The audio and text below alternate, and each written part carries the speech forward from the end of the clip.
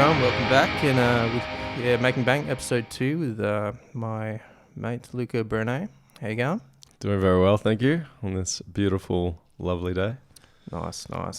Yeah, it's a public holiday here in Melbourne, Anzac Day. So respect to the diggers that lost their lives. Respect to the New Zealand soldiers as well. Yeah. I suppose I respect to all soldiers from any country who are willing to, fight for their nations. That's right. Whether they're on your side or not, I suppose there is a level of respect that you have to give out to anyone who is willing to put in put their life on the line, I guess. That's right. Much respect. We don't like war here on the Making Bank podcast, but respect to the people that want to defend our countries in those circumstances where it must be done. Awesome, man. So, how's your week been? Yeah, week's been pretty... We talked last Sunday, so Yeah. Had a little bit more than a week. Yeah, it's mostly work. It's been pretty quiet otherwise on all other fronts. Yep. Yeah, so it's... We tried to do a pod on Sunday, then we ended up smoking cigars, and we did end up too late, didn't it? Yeah, we just thought we had enough time to smoke a cigar and then get into the podcast, but then it just ended up, the cigars were pretty Luka decent. wanted to go salsa dancing in Fitzroy, and then we were too late for that eventually as well because we went to get dinner. We were too late to get to the first class, so we went to get dinner, and then they took 40 minutes to bring the food, 50 minutes to bring the food out, so we missed the second class, and then by the time we finished the food, that was it. Yeah. So we didn't do anything productive, but we did smoke cigars and eat dinner. Yeah, so that was a good day. No podcast, no salsa dancing. No. But yeah, it was all right. Cool, man. How's your week been? My week, just work. Monday to Friday last week. On the weekend, showed a guy around my apartment in Asgard. He might be doing a lease transfer at my apartment. And just trying to smash up my courses a bit. Did a bit on Saturday. Had a Zoom meeting on the Sunday, which was 4 a.m. in the morning, so it kind of destroyed me for the rest of the day. But yeah, general good week. We'll talk about that. I like it. So yeah, it went all right.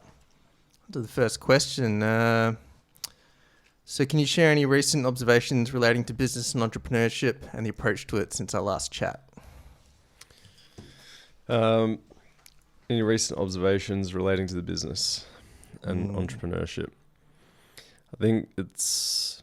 You change your focus at all, or you still looking at... You've been talking to one business, which we don't have to mention, but yeah. So did have a chat to another business owner. It was about a restaurant, which is a local restaurant. It's up for sale. So yeah, just had a chat to him about why he was wanting to sell, and how the business was going. And yeah, we had a pretty good chat. He has a new, he's been doing it for a few years, and he wants to try something new. He's got a new adventure, a new project in mind. Awesome. So where's the restaurant? Right next door to my place. Oh, yes. Oh, we know the one. We won't mention it. But So it's... so, I mean, that'd be a good business to have because it's, if they're making food there, it means I could probably get... If you own the restaurant, you can get dinner, breakfast, lunch and dinner served. You're saving what? Every day, Maybe $50 a day there if you eat out every day. Yeah. Or more. Easily more. If you're having 3 meals a day. Well, you got to pay for the wholesale goods, but you're still saving. I like it. Yeah, well, just business expense. And you want a really healthy menu. We've talked about this. If you were to take over a restaurant, you'd be doing a raw sort of not raw, but whole foods sort of menu, wouldn't you? Yeah, No not process. necessarily a raw foods guy. Depending on what it is, probably maybe fermented stuff. But yeah, otherwise it'd be definitely more of a whole foods sort of menu, and organic. Ideally, yeah. You're big on that. Yeah. So, I guess organic, but also nutrient dense, because you can get organic food that doesn't have any nutrients. So there's a couple of different factors that you need to consider, To maximize your nutrients. Well, yeah, I mean, if you're eating food that has no nutrients, then what's the point of eating it, really? Even if it is organic, it doesn't really make a difference. And you were talking about that concept to me about integrating sort of like medicine, Chinese medicine, or like being specific. Like say on the menu, you'd have a menu, and then next to the menu in the descriptions, you'd have the way that food might affect you or help you. Yeah, so I'm learning about Chinese medicine a little bit at the moment, just very briefly. And, there's a belief on, or what I'm learning from the natural doctor that I've been seeing.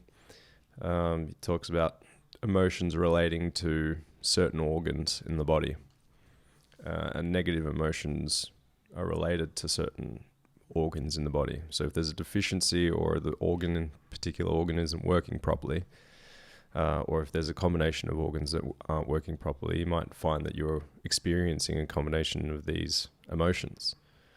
So a way to tackle that would be the emotions come first, or it's the problems with the organs that are manifesting through emotions. I think it's the organs first. The deficiencies come first.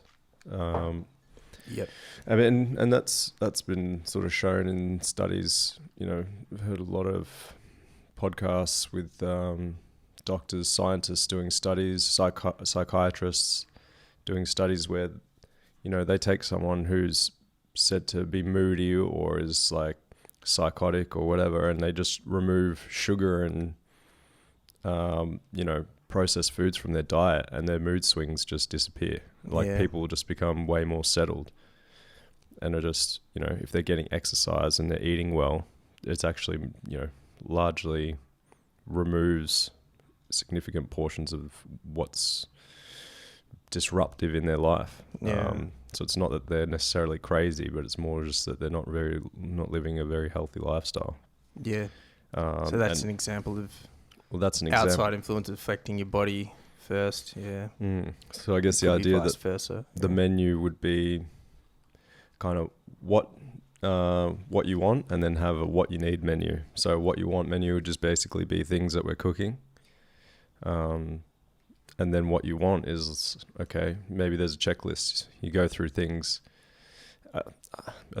Possible idea would be, have the emotions, have the organs that are relating to that, and then have a menu that sort of promotes, let's say you've got some issues. Let's say you're angry, and anger is associated with the liver. So maybe you've got something that's going on with your liver. So you might eat something on the menu that promotes liver health, right? And I guess this is where you can start. This is, they say food is the first place where you can start to make changes. Obviously, if people are looking at it as food is medicine, then you can start to use food to try and improve your health at the most basic level. Yep. Sounds like a great idea. You could call it.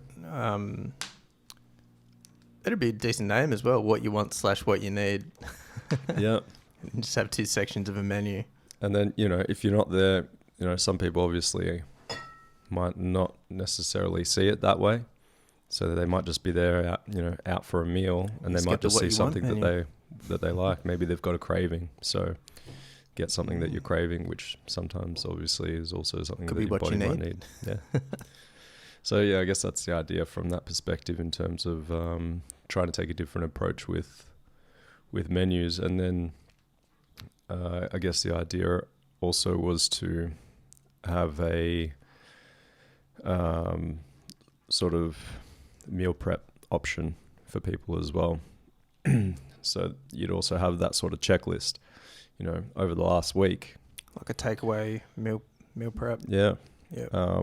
If people are interested, they come in, they take away a checklist with them over the course of the week. If you've been feeling angry, sad, sorrow, grief, whatever these negative emotions are, tick the box. And then at the end of that week, you hand in the checklist. What cravings do you have? Hand in the checklist, and then we'll make you a menu. You could have like a naturopath on staff, get them to look at it quickly, do a quick phone call or something. Yeah, something like that. You could have someone that deals with herbal medicine, Chinese medicine, and a dietitian as well.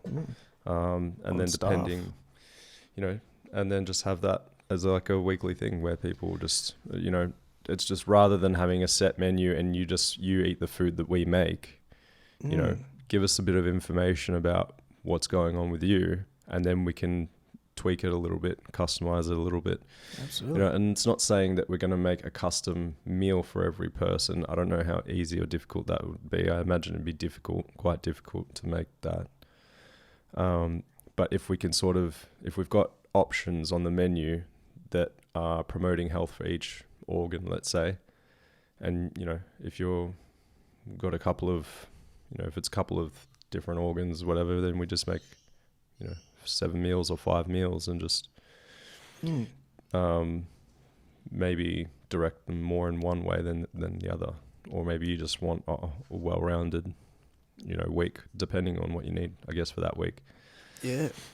Sounds good to me. And like, your point of difference could be, probably naturopaths do that already generally. But you could incorporate like a community element where instead of just, eating that stuff at home, you have the choice to eat the food in the shop, in the store. Yes. And you get a private Discord going, community forums, people are meeting each other, and you do dating. Well, yeah, I mean, I did have an idea that, one night of the week could be a community meal week. So you discuss can bring people get together, discuss how they're going with their plans and everything. Yeah. Well, yeah, I mean, it doesn't even have to be related to that, but just maybe like a family meal kind of thing where people can bring in their meals and we just heat it up for them. Or the first meal, because, I suppose not everyone is going to be available on the same day. So you could really have it any night of the week, maybe just have a designated area for people who are part of it. Or, people who can't be bothered, even, if people don't even want to heat up their meal that day, they can just bring it with them. We can just heat it up for them, plate it up or something like that. Or if they, maybe they want to have meal prep. Drink with it or something as well, Well, they might want to have meal prep, but they might not want to eat at home. So maybe we can just have the meals prepped. I mean, probably need to look at storage, for that. But just if they want to eat in the restaurant every day, they just pay for the meal prep, and then we just heat up their food when they come in. You could even have like a kind of quasi kitchen area where people, there's a basic sink and that where people could like, not like make the food, but just like, put it into bowls or some shit or like. I guess you want that service from the restaurant. Yeah, I think there's a bit of issues there in terms of like hygiene, just with people coming in and using the kitchens and facilities and stuff like that. Especially if you're the restaurant. Yep. So I think in terms of hygiene practices, if they want to come in, they can eat there, but we'd probably either keep, let's say Tuesdays they want to come into the restaurant, we just keep their Tuesday meal in the fridge and then just prep it for them when they get in. Yep. And otherwise, they can have it at home. I guess that's more for locals would probably be more interested in that. Maybe people from out of town, outer suburbs might want to come in and do that as well. That's fine. There's no restriction, but yeah. Sounds unique. Do you know of any other businesses doing something similar? I haven't looked it up, so I don't know. But that was just off the top of my head. That was kind of So this is what just I wanted to do. How long have you had the idea for? Is it something that popped up during the week? Or? Yeah, I guess probably since I started maybe a few weeks ago. I bought this book on Chinese medicine. Yep.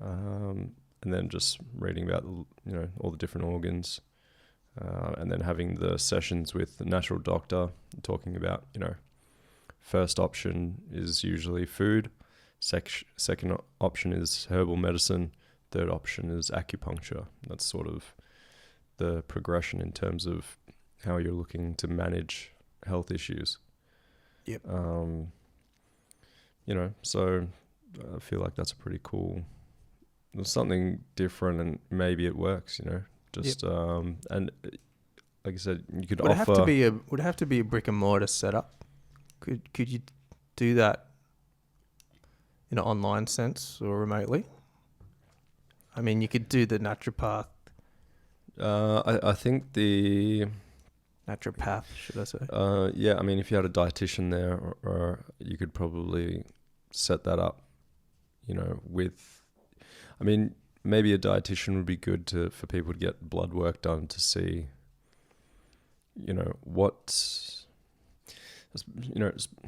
in a multicultural country or anywhere where you've got people from all different backgrounds and all different nations, you can't expect to be eating the same foods. Different food is going to suit different people. Like my natural doctor, the first question he asked me was, "What blood type are you?" AB positive. Like, okay, that's 2% of the population in the world. Yeah, so different diets are going to suit different blood types. Yeah, exactly. Right. So there's foods that different blood types should eat and shouldn't eat. See, I didn't really know that. I know people react to foods differently, but yeah, neither did I. So it's simple things like that where people are going to differ in terms of what they can and can't eat. You could bring like different elements together, like your niche could be like bringing these different elements together: Chinese medicine, standard naturopathy, and I guess just bringing a few different things together, and because everything I guess has its place. Whether it's medicine or health or fitness or whatever, everyone has their own techniques that have obviously originated from somewhere, and some, people always say, I love going to the chiropractor. Other people are like, no, chiropractor's no good. I go to the osteo. Other people are like, no, the osteo is no good. I go to the physio. And it's like, oh, no, that's no good. I go to the naturopath. It's just like I get acupuncture. But everyone's sort of like, there's one thing that works for them, and there's other things that don't work for them. So everyone just like disregards what doesn't work for them, and then say that what does work for them is the best thing. But it's not always the case for everyone. But if you can combine all of them, then you win. It's like just use all the techniques. It's a winner. Well, yeah, would an app work with that? So if you get an app, yeah, you could probably turn it into an app for sure. Yeah, where they can just do it. I mean, on the app, you could have direct access to the people, the consultants, like drop them a message through the app. Yeah, I mean, if you could do it strictly in app, maybe. Yeah, you'd definitely do it. Yeah, I haven't really thought about how to put all that together, but.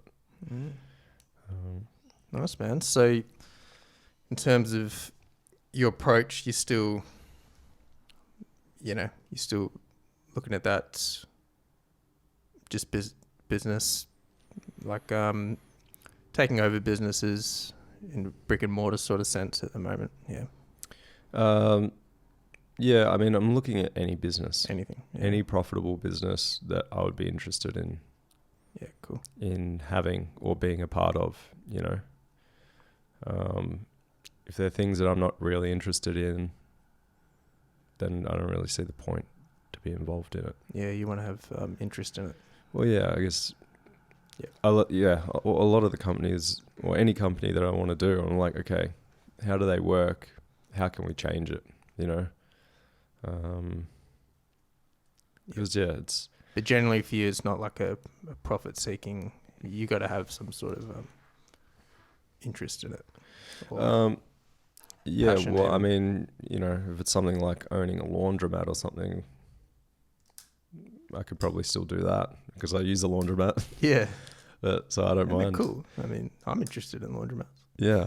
I'm interested in storage actually as well. Like I've used self-storage a bit over the years. It's like I've always thought, fuck, this is cool. It's I like, do have a storage idea, business idea as well. oh yeah, let's put that in the business ideas section. Okay. Yeah. Nice, man. What Yes. about you? Yeah. So myself, yeah, mine hasn't changed. I'm just, for me, it's location independence. So for now, I'm just going to hit this, this angle of combining a digital marketing business with doing options trading on the side, maybe one day a week. Kind of you set your deals, set your trades. For now, I'm going to do that, but you know, got plenty of other business ideas for the future. Once I can establish that. You found any potential new flaws in your business idea or business models? Flaws. Things that you need to be mindful of if you're going to do this? No, just like being able to assess risk, I guess, especially with the options trading. But it seems to me, Henry, the kind of teacher, he's really good with that. Flaws. Like if everything turns to shit and you're in a country where you don't know anyone Yeah. and you need to get out of there, what's your chance of getting out? Or what's your chance in terms of the overall plan? Yeah. Yeah. So I'm heading to Thailand, and yeah, I'm planning to set up there with independent income because it'll be much easier. Because pretty much you're tripling your purchasing power if you have Australian dollars whilst living in Thailand. So at least hopefully I can have 6 months where I can get that, go hard at that, and have a really cheap cost of living. If that doesn't work and I can't pull in an income, I'm confident I can. But, you know, I haven't been in the past, but now I'm pretty confident. I'm going to go to Dubai, see if I can get a job, because it's really easy to get, go there on a visa on arrival, and then you can get sponsored through your employer, and you can live in Dubai, the United Arab Emirates. If that doesn't work, I hope these two do. The first one works. I'm going to go to England. What I know is I just don't want to come back to Australia, at least until some election cycles are finished. Because England, in my opinion, in terms of declining Western countries, is probably nearly... Australia's slightly worse, let's say. The UK, still pretty bad. Yeah. So basically I just be going there for a change. And I have two other options. I'm a British citizen as well, so it'll be much easier. I can just, worst comes to worst, I go on the dole in England, which I really don't want to do. You don't want to do that. You want to be... That's the first time I've thought of it. Yeah. I'm not not condoning it. Yes, that's not my goal. But yeah, I also have two other countries in mind: Medellin, Colombia, and Madeira Island, Portugal, possibly, because they're pretty foreigner friendly in terms of visas and stuff, I think. And I think you can get digital nomad visas in Portugal and stuff. So yeah. That's my approach hasn't really changed. So yeah. Have you made any progress in your courses? A little bit, yeah. Not as much as I want, because I'm sort of like, I've started packing my apartment up. As we look to our left, I have a couple of boxes there. Your left, my right. And yeah, kind of I wanted to get stuff done on Sunday, but ended up just being destroyed after getting up for my options trading course boot camp at 3 a.m. So yeah, I did some course work. Actually, wait, what did I do Saturday? Oh yeah, I did a bit on Saturday. Yeah, I'm kind of up to date, but I still want to be doing more. I can get, yeah. There's 8 modules in my options course, and yeah, I've pretty much done the first one. And they say generally you can do a module a week, but yeah. My digital marketing course, no, I've stalled there, so I'm bad. I've got to get my shit together. So how do I get my shit together, Luka, to be more disciplined? Have you know that Atomic Habits book? Yeah. Have you gleaned any words of wisdom that you can apply to my situation? I don't think I have Atomic Habits. Didn't you buy it? No. We talked about it, though. We talked about it. Yeah, right. Can you buy that? And then on the next podcast, tell me what I need to do, besides getting more sleep or going to bed early. Or just tell me to do that. You want to be getting up early and going to bed early. Yeah. I'm most productive in the morning, definitely. Yeah. So, I mean, I find as like... soon as that first coffee touches my lips, I'm like, good, I'm ready to go. Roaring. If I've had a decent sleep. I can fade in the afternoon, but I think that's a lot to do with eating lunch. Maybe it's like you have a huge dinner and you just don't eat until dinner the next day. That could be the most productive. I think other people do that. Yeah, I think that's the way to go. Andrew Tate does that. I just heard a random anecdote. Oh, shit. I'll turn that phone off. Hang on. Luka, keep the audience entertained. Yeah, so I guess one good thing you can do is minimize how much you're eating, because obviously if you're eating, then your body's focused on digesting the food. It's not focused on concentrating on tasks. So that's very important. If you can keep away from, I think listening to the Huberman podcast is saying, don't consume anything for the first 90 minutes of your day. And then that just helps. That actually changes how effective coffee is as well. If you have it after 90 minutes after you wake up, then it's going to have more, or it's going to be more effective. Yeah. Than if you had it earlier than that. Yeah, right. Why straight away. I'm not sure what the process is. I can't remember what it was, but yeah, okay. I don't know if I can hold out for 90 minutes. Well, there you go. See, these are the things. If you want to improve your life, I'd probably say it'd be better to be decisions. a bit awake before having one. Generally, yeah.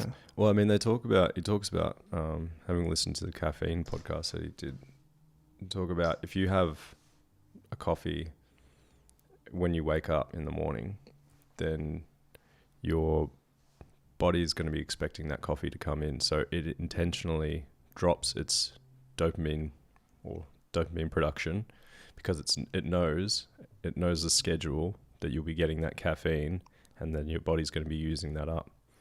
So if you move that caffeine intake to 90 minutes after you wake up, your body will adjust to that new schedule. So it's just a matter of changing the schedule. You're right. So when does the dopamine? It doesn't matter what time. It doesn't matter what time you have the coffee. But if you have the coffee the same time every day, your body has scheduled that in, and it adjusts the dopamine levels to drop at that time. Yeah, okay. Because you know you're going to get the dopamine from the coffee. Right. So when you don't have a coffee, that's when you feel just tired or exhausted or lethargic or whatever it is. That's why people are like, I need my coffee, because that's the time your body knows that you should be getting coffee, because it's adjusted for that. No shit. Chemically. Yeah. So It's interesting. So when you change the times, all you have to do is be conscious of, oh yeah, I'm feeling low because my body has set the schedule. So in this period where I'm adjusting the schedule, I'm going to feel a little bit down. But once the body gets used to the new routine, it'll work the same way. Yep. Okay. So yeah, Maybe I'll try it. It's probably have to do it on the weekends. This last year of, trying all these different things, you realize how little is actually part of someone's personality and how much more it's actually the habits that you create for yourself, and then that becoming your personality or your habits. Yeah. People are like, oh, I need my coffee in the morning. You need your coffee in the morning because that's when you've scheduled to have your coffee, and that's what you've told your body that needs coffee, not because that's your personality. Yep. Yeah, I got to get more disciplined on habits for sure, especially sleeping. Like, I think really you need to be going to bed at the same time, waking up every day, pretty much. Like, or at least aiming to. I think there's that. Is it Matt Walker? Yeah, Does a chat with. I think it's Matt Walker. Yeah. Joe Rogan on the podcast. I saw a clip the other day. He was saying that he's talking about daylight savings. He was saying when there's a daylight savings adjustment and we lose 1 hour of sleep, there's I think a 20-something% increase in heart attacks. Yeah. And then when there's a 1 hour change when it goes backwards and we get an extra hour's sleep, I think there's almost the same percentage of decrease in heart attacks. Yeah, wow. So that 1 hour, like people are dying. No shit. Because of that 1 hour of sleep adjustment. I think I've seen that podcast. It was probably like 6 years ago or something. Which, it's pretty significant. Yeah, wow. 1 hour of sleep. That's a pretty strong correlation. Daylight savings. Damn. So yeah, it's 1 hour of sleep makes all the difference. So if you go to sleep 1 hour earlier, you might improve your life. You might even people travel a lot. That's gonna play havoc, man, with the jet lag and everything. Well, which it does. That's why you feel like shit. Yeah, I think jet lag. I think it probably just means that it doesn't matter where you are. You need to adjust your sleep cycle. You just keep sleeping. I guess you probably have to adjust. Yeah, I don't know the best way. I'm sure he would have an idea of how to best. Yeah, readjust with daylight savings and that. Yeah, but generally, I know when I had sleep problems when I was younger, about 19, what cured it was going to bed and waking up at the same time every day. But even if you don't sleep, you still get out of bed at the same time. You still go to bed at the same time. Yeah. And so makes sense to me. Cool, man. How about courses for you? You made any progress in the current courses? Or have you joined any new courses? New courses. No new courses that I can think of. In the last week. Yeah. You join a new one next week. Give it a week. Give it an extra week. No, did a bit of dancing. Yep. Had my shibari course. Did bachata? Yeah, it was bachata. Yep. Yeah. And shibari, and that was it. Just been doing a lot of reading these last couple of weeks. Yep. Yeah. So it was. I mean, that's education as well. Definitely.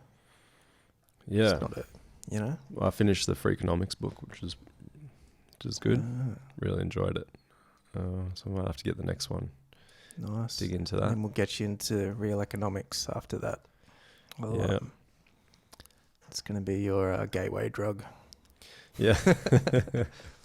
But, yeah, and well, as I said, did some tree pruning for my neighbour, and I can't remember if she's said that she's a psychotherapist, but yeah, we agreed that she would have some sessions with me, so I guess that's maybe a new course if you want to say that. I don't know if that counts as a new course or if that's just... More just like therapy. Well, I mean, it's still relevant to what we spoke about last week with the with that quote, the one it just haunts me, this quote. It's people think they have a business problem, but it's a personal problem manifesting in their business. So everything is kind of relating back to, if I want to start these businesses, I need to be make sure that I'm, It's more like getting your fundamentals right in getting yourself optimal. That's it. Physically and mentally. Yeah, you can differentiate it, from a course learning a specific skill or whatever, but definitely interrelated. Yeah. Yeah, absolutely. I mean, skills to manage yourself help you with managing others. Absolutely. That's it, man. That's what we're here to talk about, aren't we? Are you doing any new courses? Well, I suppose you got your 2 courses. Yeah, my hands are full. Yeah, but I guess I've talked about it a bit, but progress. We already talked about that. New courses. Nah, nothing at the moment. New skills that you want to learn? New skills. Priority-wise, I probably want to learn a bit of Thai. Yeah. Yep. Yeah, kind of business-wise would be getting to know my gear better. So my camera, getting better at filming and do some more photography. Better at video editing and audio editing. I used to be good at audio editing, but I've definitely lost the chops. I need to get Pro Tools. So skills-wise, yeah. You committed to Pro Tools? You can do it? Yeah, it's going to cost a bit though. I don't think I could drop on that for now. It's going to have to fumble around with Logic, but when we're editing these, Logic's pretty fine. Yeah, it's just a bit of a headache sometimes. So, yeah, skills. Yeah, would love to learn piano, more languages. I want to play more basketball. So I picked up the ball again after 18 years of not touching one. I used to play a lot when I was younger. I played a lot, state league, juniors, and got into watching the NBA a bit. Brooklyn Nets are out of the playoffs, my team. But yeah. Skateboarding, I've put that on the back burner. I want to land a 360 flip one day. I can do other stuff pretty well, but maybe another day. I remember Ben Harper, the musician, started skating again when he was 45, and he was learning switch tray flips and stuff. So you can always come back to it. Yeah, well, that means switch. I don't know what a switch tray flip is, but switch 360 flip. Tray's just a slang for 360 flip. Well, good luck to you. I hope that you, when you're 45 and you're chilling and you've got all your businesses up and running, you can just land that 360 flip, man. Just devote some time to practicing that 360 flip. I would be overjoyed if I landed a 360 flip. So we'll look forward to that. All right, what's next? Oh, skills. Yeah. Are there any new skill sets that you want to learn? New skills. I think at the moment it's just going to be putting what I know into action. So just starting. Putting, slowly. I need to try and build momentum. I need to do it quicker, which I guess is the whole practice behind you've got momentum. You've got your vision, you've got your horse riding, archery, shibari and that. You just need to progress, integrate. Sailing, yep.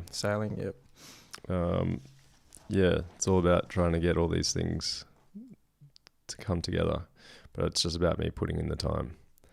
I guess at the last few weeks I was pretty down, physically, emotionally. I was I couldn't figure out why. I'm well, I don't know what's happened here. Mm. But, yeah. We talked about this. We It's talked about related to a this is related to herpes, I think. So I think that's there what it is. It's out in the open. Yeah. Well, I guess I haven't really hid it from anyone that I know. Yeah. But I think it's a pretty common.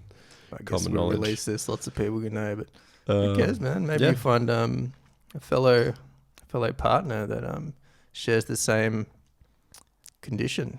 Well, they don't need to, you know. Doesn't need to be. Well, you know, But I'm on it can help. I'm on the mends for finding a cure. So I reckon you can do it. I reckon I can do it. confident. I've got it. We'll figure it Take out. a while, but it's never been done, has it? But it's probably been done. It just hasn't been documented. Yeah, I'd say. we'll get there. Nice, man. Business ideas. So new ones that you're pursuing, ones that you want to talk about. Business ideas. I think those were the ideas that I had. We'd kind of already discussed. I guess off the top of my head, that we mentioned the storage idea. Yeah, so you got a self-storage idea? Yeah. So my idea was have trucks set up that are specifically designed where you can load. You'd have maybe different size containers. So let's say you've got a truck, right? And that truck can fit up to, you could have 4 small containers or 2 larger containers or 1 largest container, which would take up the entire span of the truck, right? So imagine a truck that doesn't have any carriage. It's just a truck. Like a pallet truck? So you could do the containers different size of imagine pallets?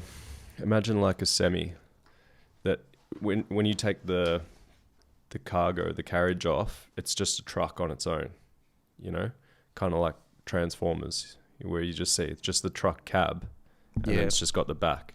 Yeah, it's where the trailer connects. Where the trailer connects. Like a prime mover. Yeah. Where the trailer connects. So imagine that, and then kind of thing, and then you can set maybe, you know, those like they connect to the trailer. Or to the truck. You can load them on top of the truck, right? Onto the bed. Let's say bed of the truck.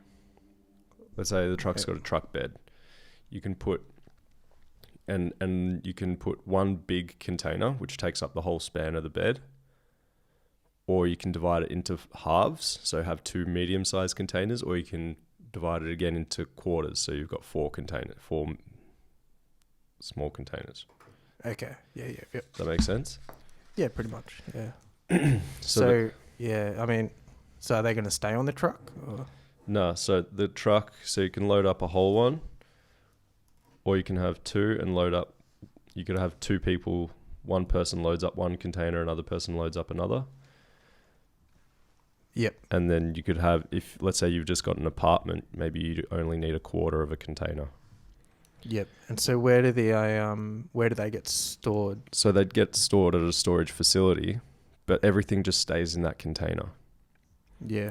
So, you know, what you might end up doing is you'll take all of your stuff, you'll go to the storage facility, you'll load it into a storage facility.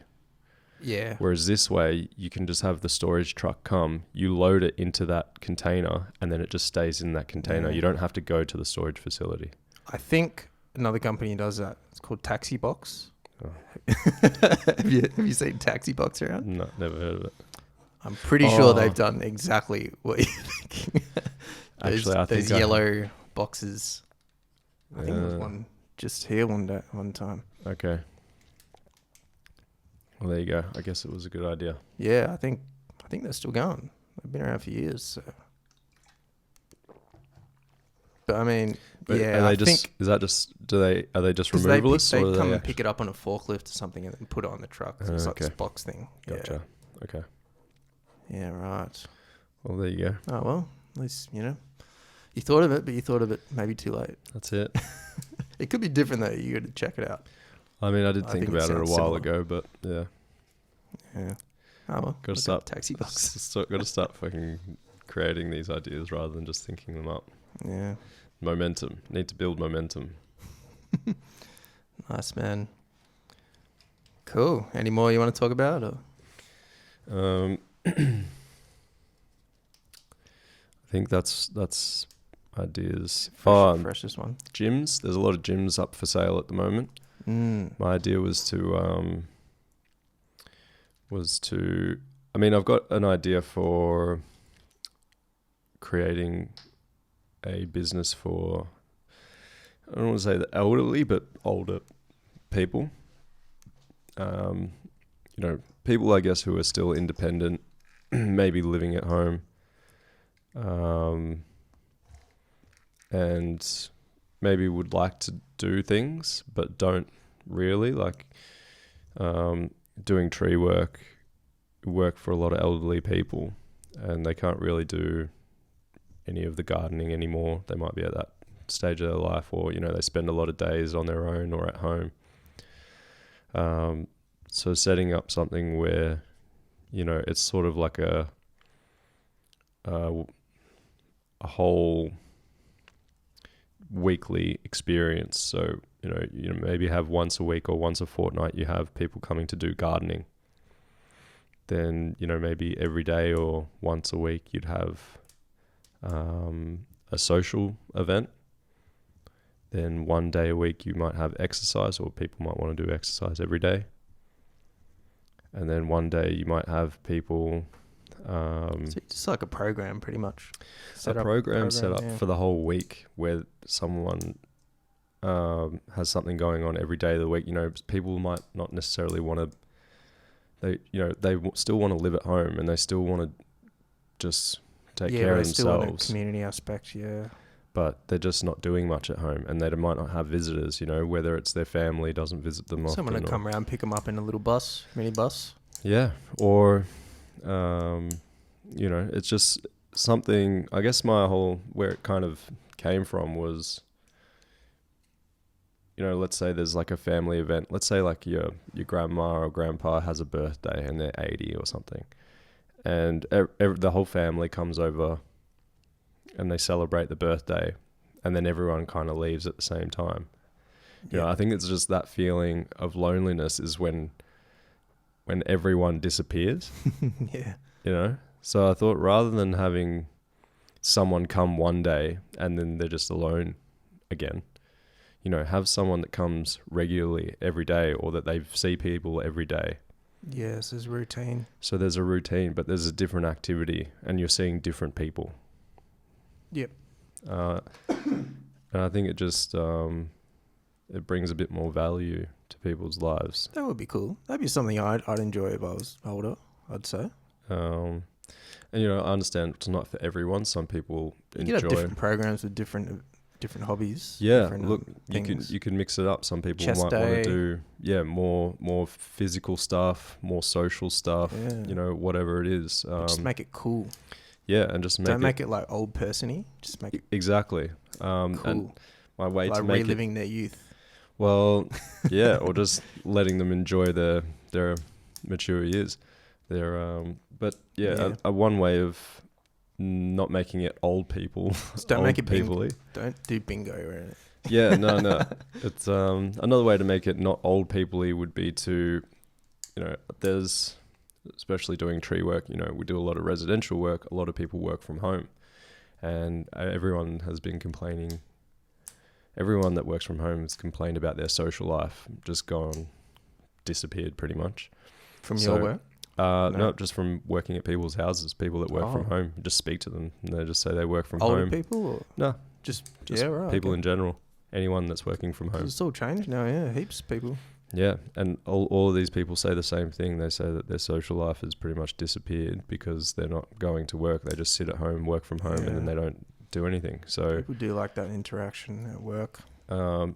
Incorporating people who work from home with older people and just create social events where they can, the thing that they have in common is that they want to be social. Because, older people have so much knowledge, like they're wise. It's not necessarily that they're stupid or anything, but put them in a situation where they can utilize what they know or share what they know with others. And it's still a very valuable part of society. Be a process where they pass down some wisdom, maybe, you know, get Exactly. older business owners, retired business entrepreneurs. Which ties into my other business idea. So incorporating all these things, I had another business idea, which would be to, which we've talked about, younger people not being able to. We spoke to Marcelo, who's a German backpacker. He's 19, and he was smoking joints out the front of my apartment building. And I was chatting to him, and he said that he couldn't hire a car in Australia because he was 19. So no insurance company would cover him. Yeah, wow. Is it 21? I'm not sure. Internationals or I something? don't know. But my idea was basically to start a licensing company where people get their truck license, car license, motorbike license as a package. And then you get X amount of hours, maybe say 10 hours of practice with each one. And then you would have an insurance company which provides insurance for all three. Based on the results of the license tests and everything? Not based on the results, but you'd have to pass all of them.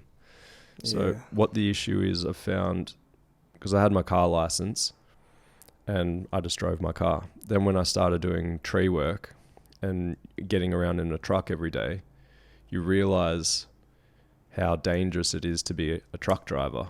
Not that I was driving the trucks, but how dangerous it was for my colleagues who were driving the trucks, how dangerous driving a truck is, and how dangerous people are in cars for themselves. They're a danger to themselves because they do these... Pulling in front of trucks before red lights. Everything that they do, because, and it's not, you know, I would be doing the same thing, but I just didn't know, you know, I just didn't know that was a problem. Kind of learn.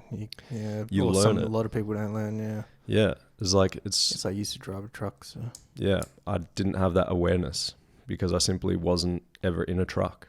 And then I lost my driving license, and I had to get around on a push bike. And I realized how dangerous riding around, you know, when I had to leave at 4:00 in the morning to get to work at 6:30. It's dark in the winter. And even if you've got lights on your bike, people don't see you. Like I've been almost hit so many times riding to work. A push bike. And motorbike's way safer than a push bike. It is, yeah, I found out. And then when I got my motorbike license, I realized, you know, how dangerous it is for motorbike riders and how little awareness you have as a car driver for motorbike riders. So I feel like if people had, or I think, and I know that if someone had an awareness, if they had their motorbike license, truck license, and car license, they'd be a much safer driver than anyone else on the road. It doesn't matter what age they were. I'm sure, obviously, with experience, you'd be, you know, a safe driver. Yeah. So in that. But awareness would make you much, you know, I think would make you more safer than someone with experience. I see where you're going now. So it's like if you get all these disciplines, motorcycle, car, truck. Even like push bike awareness or something. Yeah. Like that could possibly present less risk to the insurance companies, and then you have lower insurance premiums. That's right. So the idea would be to buy an insurance company as well, which supplies the insurance. Yeah, and if you have an insurance company that's doing that, lowering the cost for these people that have this certification, that'll give incentive for people in the market to do that. And all of these would be manual as well. Improve the world, generally. Manual truck license, manual car license, manual motorbike license. And that's a free market operation, which I really like. Instead of being pushed by the... implemented by the government, which always fucks everything up. So I like it. Yeah. And then the way that ties in is people who want to get car driving experience, if there are elderly people that are part of this subscription service, then they could drive their cars for them. So let's say, you know, this is where the push bike thing might come in. Maybe you'd organise the young kid rides their push bike to the elderly person's place, picks them up in their car, and drives them around. Could probably even go to the extent of, if you drive this person around this many times a week, you know, that's valued at maybe $20 an hour or something to drive them around. And maybe you could work off, okay, well, this elderly person's getting to this age where they're not able to drive their car anymore. What if we set up a thing where you sort of work off the hours, you put those hours towards a monetary value, and then you can, after X amount of time driving this person around, you can purchase the car off them for this amount of money or something like that, you know? So the young kids buying the older person's car off them over an X period of time, and then maybe agree to still drive them around after. Doing a deal with the car sale or something, yeah. I mean, and if you had this company that's this certification company with licenses and all that, you know, if it were me and I'm running the business doing groups for older people and remote workers and stuff, that'd be the first place I'd call for to hire a driver. Yeah. Yeah. Because I'd rather go through a private certification company than a government certification company, to be honest. Yeah. Nice, man. I like it. Cool. Well, yeah. So they're the new ideas. Nice. Well, they're old ideas, but talking about them now, I guess. I got a couple of ideas. One is we could start a pharmaceutical company. We make a drug, then we pay the government either like brown paper bags of cash and or direct debit, and then we get the government to force the population to take the drug. I like it. Has it happened before? We can call it joy. I got a feeling that one's happened before. I like it. I like it. We'll look into it. You had me at, let's start a pharmaceutical company. Just need a few paper bags of cash and good to go. I like it. Well, yeah, I mean, you could try and start your own pharmaceutical company and do something good. You can do a good one. Yeah. I don't know if pharmaceuticals are my thing. But I had one idea I want to talk about is a subscription library idea. So, yeah, my idea is subscription library incorporated with a cigar lounge sort of thing. Like a like a private sort of exclusive membership deal thing. We have like a curated selection of books. And basically could do memberships. Private library where you get access to the desk, the lounge, and these books, study areas, and then you have a separate section for like a cigar lounge,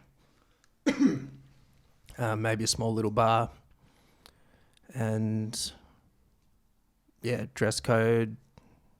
It would be basically like a sanctuary for someone that values knowledge and a cigar, good conversation, maybe networking in some way. But yeah, that's one of my little ideas I think would be cool. What do you think? Yeah, I think it's a great idea. It's a brick and mortar setup, so this would be down the track for me. But yeah, sorry, keep going. Speaking to bookshop owners and speaking to people who sell rare books, it's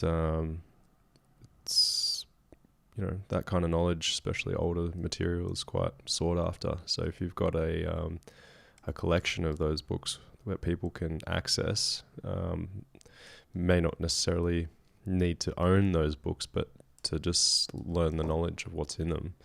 And then if you've got a group of those people who are all interested in that type of that type of information, they're probably a group of people that have a lot of knowledge in other areas themselves. Older people, were you saying?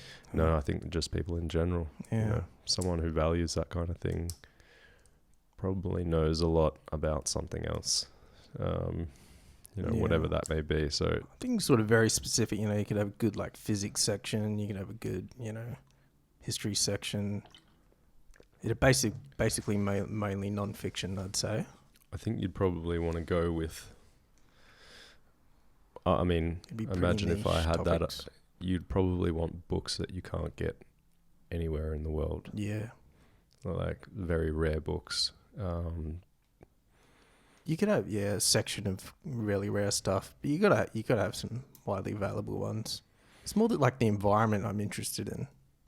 Get away from the house, get in the zone. I've just always enjoyed going to libraries and doing that sort of thing. So, then would you want that cigar sort of setup? Would have to be outdoors. What I imagine in my mind is that you have an indoor setup. Yeah, indoors, definitely. So most definitely indoors with a extraction fan. Would you be doing that like in Japan? Japan always have those sorts of places. Would you be doing that here?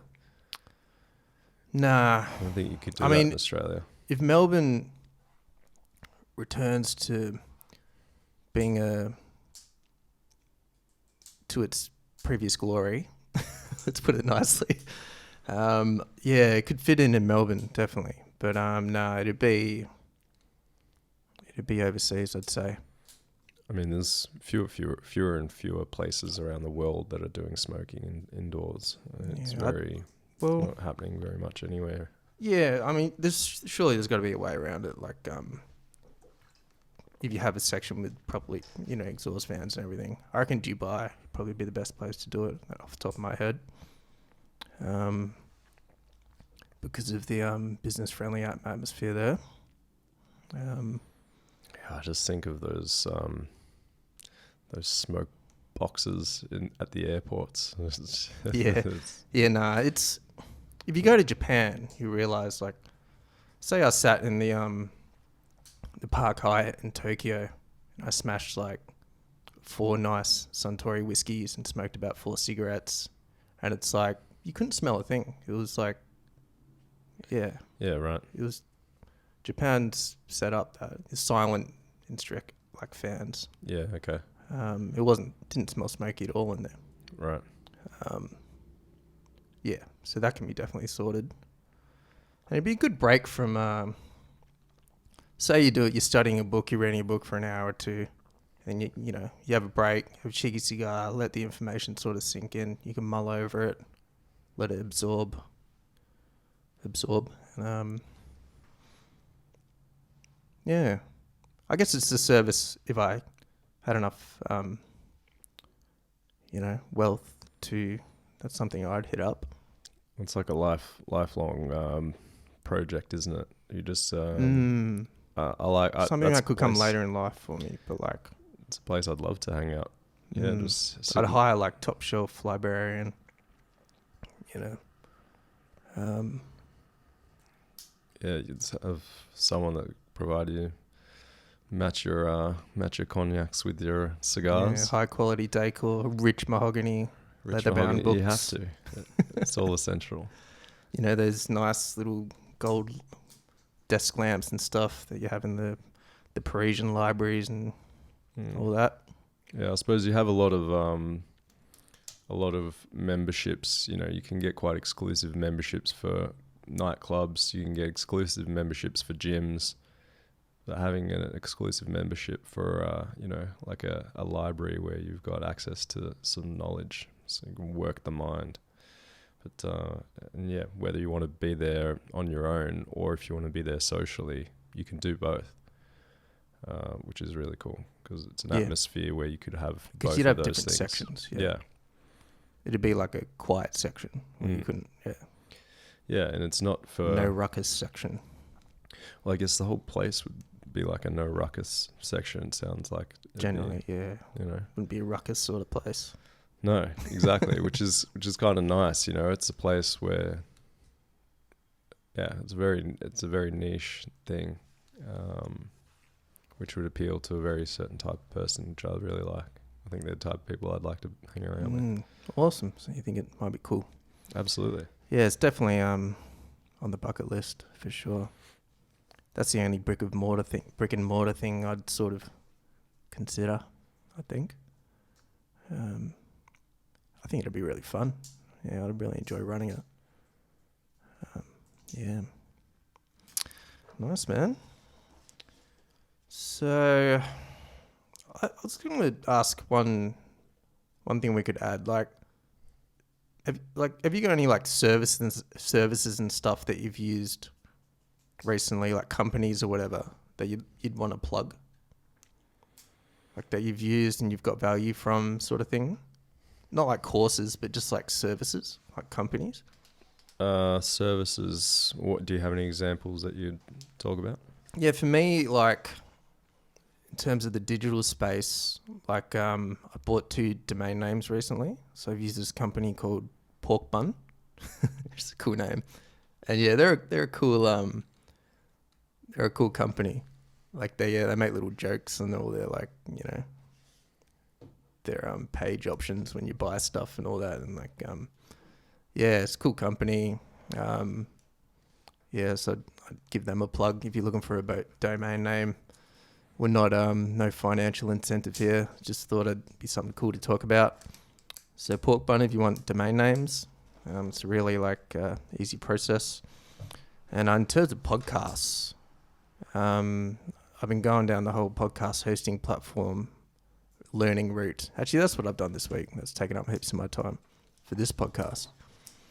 And seems like companies like Buzzsprout, RSS.com, Podbean seem to be the top ones. And I think I'm going to go with RSS.com because of their deals. So Buzzsprout I've used for their trial and seemed pretty cool, but like maybe not as great value for what you get in terms of money, but good ease of use in their kind of platform, their online.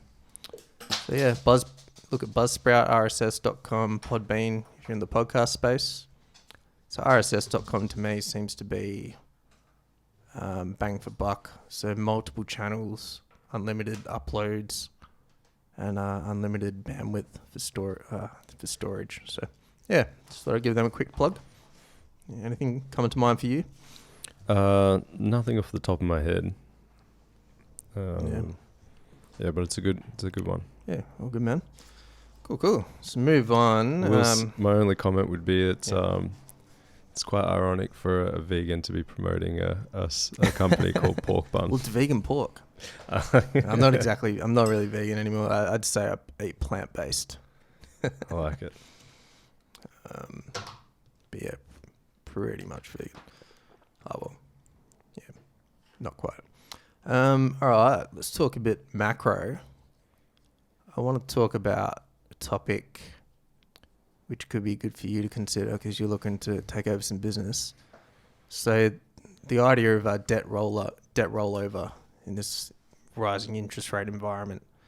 So the idea is that because interest rates have gone to record lows, you know, starting from 2020, pretty much went to 0% central bank cash rates. You know, people took on debt at maybe 2%. Give the example for the property market. So someone took 30-year mortgage at 2% on a 5-year fixed rate.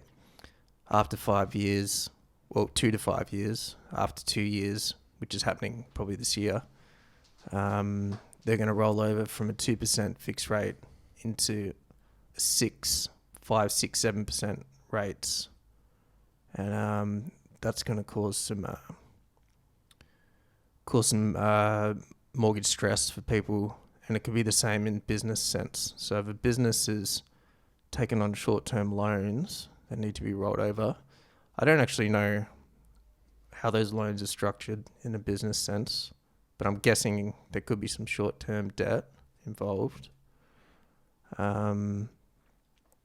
Yeah, like it could be that opportunity where you can scoop up some companies, or a company for yourself. If they're coming into that period where they're rolling over into higher debt and their expenses go up by quite a lot, could almost close to double. Or probably actually more double in their repayments. Yeah, so I just thought it'd be something to look out for. If, that makes sense to you? Yeah, it's certainly one of the questions that gets asked when looking to purchase any business is, what debt does the business have? What real estate does the business have? Yeah. What are there any vehicles or assets attached to the business? So even if you were talking real estate, you might look at whether it's, you could purchase real estate under the business name. Then, with that, for me, the ideas that I would see from a business sense, okay, you could buy businesses and then modify them to how you see fit. Probably from a residential sort of perspective, I'd be thinking if you're in a position to buy houses, you could strike up a deal with, mortgage owners or house owners, and say, look, we'll buy your business, or we'll buy your house, sorry, and you can still live there, and you can still pay the mortgage, and then, once you've paid off the mortgage, or we assist in paying off the mortgage. Let's say you take over. Someone's got a $500,000 house. They've got a $300,000 mortgage. Their repayments are now too much. They can't afford to pay the mortgage repayments. You could take over the loan, and they could still live there, still pay their share of the rent, or still pay what, let's say they're paying their 2% mortgage. Well, you could buy. Yeah, you're pretty much saying you could buy the house and make them a tenant, sort of thing. Exactly. So just take over the mortgage, take over the title of the house.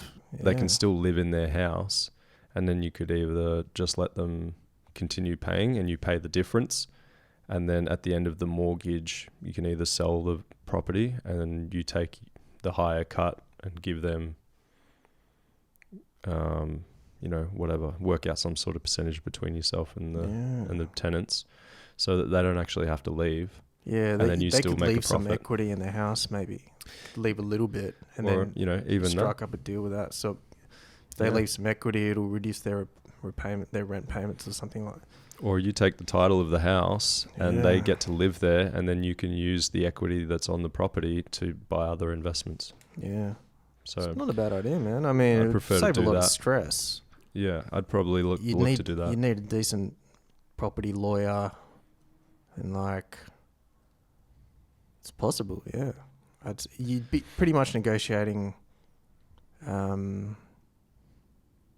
Actually, you wouldn't really need to deal with the bank. You could just do a straight sale with them somehow, like structure a sale. You might not even need to go through a real estate agent. Private sale. Yeah, just a transfer of title. Yeah, just do a new private rental contract. You wouldn't even need to move the mortgage into your name. You could, but just set up a contract where they just keep the mortgage in their name, and you're just paying most of it off. Capital sort of thing. Yeah. You're just topping it up, and then they get to live there, and you can use the equity to buy other stuff. I'd probably choose to do that, because then it means they get to keep their house, which is awesome, because I don't really need a house. So what am I going to do with an empty house? I just end up leasing it out anyway. Why not help the people out that are already living there? That'd be good for philanthropic people to do. I mean, that's a costly exercise, but if you have the capital, it's a pretty nice thing to do. Well, especially it's a win for everyone. Yeah. I don't know. That's what. Yeah, my whole business thing is trying to make a win where everyone can win. Yeah, it could definitely work. You just hope they don't. the owners that have to sell in a distressed sort of situation, yeah, you could potentially, they might still have to lose a bit, but because you still don't want to buy a property at a bubble sort of price, an inflated price. Look, But you could make that transition easier. Yeah. what you could do is even you just agree, sort of do what banks did with their offset accounts. You've got you get to use the equity just as a temporary thing. So while they're paying off their mortgage, you top up the repayments, or you can even agree to change the payment structure so that they're paying it off quicker, which there's options to do if people aren't aware of that.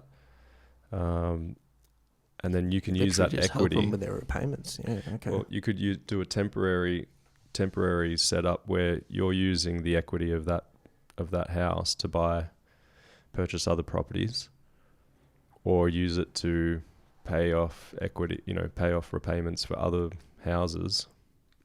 And then once that mortgage is paid off, then they just have access to the house. So you're just paying to use the equity. Yeah. So they go from their $500 a month repayments to $800 a month. You pay $300 a month so that they get to keep their mortgage and keep their house. And in that time, you get to use the equity to buy other stuff. Yeah, you'd have to pull out the equity though, wouldn't you, somehow? You'd set up a contract, whether it's a title or whether they just agree to be a guarantor, maybe, Yeah. You could do, I don't know, but yeah, I mean, it could work. You could do a cash out refinance, pull the cash out of their property. Well, somehow they're minimizing, they get to live there. Yeah. Well, if they're just a guarantor, then there's no money exchange needed, I don't think, as far as my knowledge goes. It just means that if you go bust, then... Yeah. Interesting. Sounds potentially complicated, but a pretty cool idea, man. That would be one way of doing it. Yeah. Or you could do, if you've got the money to buy people out, then you just take over mortgages and... Oh yeah, the debt rollover, forgot about this. Yeah. Yeah, I guess you could also identify businesses, early that could be having these problems. And you could be like, I'm going to save you the stress on this when your debt's going to roll over into high interest rates. Why not sell it to me cheap now? Yeah, and you could do that. You could buy those businesses if they help in what you're wanting to achieve.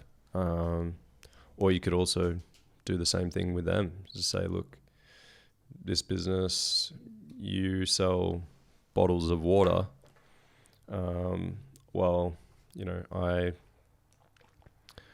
I make, fresh juice every day, but I don't have bottles, so maybe I'll pay you X amount and you just provide all the bottles for me for the, it's just making deals, doing deals, man. Yeah, I guess my point of view is win-wins. Rather than, maybe it's a win-win to buy someone out entirely, or maybe it's a good opportunity to make some deals with people. Structure something differently, yeah. Yeah. Nice, man. Which is, I guess, the mindset that they had at the Iconic Speaker event was moving away from ownership, and the future's moving away from ownership and moving towards immediate access. Yep. So rather than owning stuff, you just have access to everything. Okay. Access to cash flow. Well, access to anything. Access, including cash flow. Yeah. Well, yeah. Whether that's going to be a thing or not, I don't know. Yeah, cool, man. Awesome, dude. So, goals. Any of your investing goals changed? Investing goals. Is something you're not really at yet, is it? Like generally, you kind of more, which is cool. I'm just investing in knowledge at the moment. Yeah, that's right. Investing in yourself. Yeah. Okay. Yeah. Nice, man. Yeah, for me, it's just, nothing's really changed. Just property, precious metals, economic understanding, market understanding, and business, hopefully. So, yeah, cool. What do you want to achieve in the next week? This week, I'll be working away this week, so I think I'll have time to do a lot more reading because there's not much out where I'm going. I'm not sure what the... Fuck yeah. I'm pretty sure there's not really any I miss reading. Internet access out there either, so just going to take a lot of books. I don't really have any financial books that I can read, but... have you read Rich Dad Poor Dad yet? I haven't finished it, no. I started it, but I haven't finished it. Yeah, it's a good one. You should read it. It's a good starter, for sure. Yeah, you have read like the cash flow quadrant, haven't you? The first one I read was the cash flow quadrant. You probably get the general idea, but I mean, I think it'd be a good one. It's fun. It's a fun read. I smashed through it in like a few days, I think. I think that was the last full book I've read, really. Yeah. Yeah, maybe we can talk about that next podcast, financial books. Well, yeah, that actually, reading the cash flow quadrant actually gave me an idea for a crypto business. So Ooh, crypto. Yeah, right. Maybe we can talk about that this on the next one. Yeah, I'm reading Economics in One Lesson by Henry Hazlitt at the moment. Probably about a third of the way through, but I literally read it before I'm going to sleep, so it's not really ideal. I need to set aside time for reading, I think. But, cool, man. Any questions you want to pose to the audience for any feedback or? Yeah, if you are listening to this and you like any of the ideas that we have and you want to tell be us a part of if it, ideas are hot or not. Yeah, or even if you want to be a part of them, if there's anything that you like the sound of or that takes an interest, or if you think that you have any ideas that we'd be interested in, feel free to share. Absolutely. Drop us a line. When I get these, this will be on Apple Podcasts, but I will upload them onto YouTube and Rumble eventually. So that's where you can drop the comments, and maybe we'll get an email address going or something. So drop us a line, and hopefully you've enjoyed the pod, and have a good one out there. Yeah. And thank you, Luka. Cheers, Diggity. To everyone out there who are acknowledging the Anzacs, have a great day. And it's beautiful weather, so enjoy. Absolutely. Have a good Anzac Day, everyone. Catch you later. Signing off.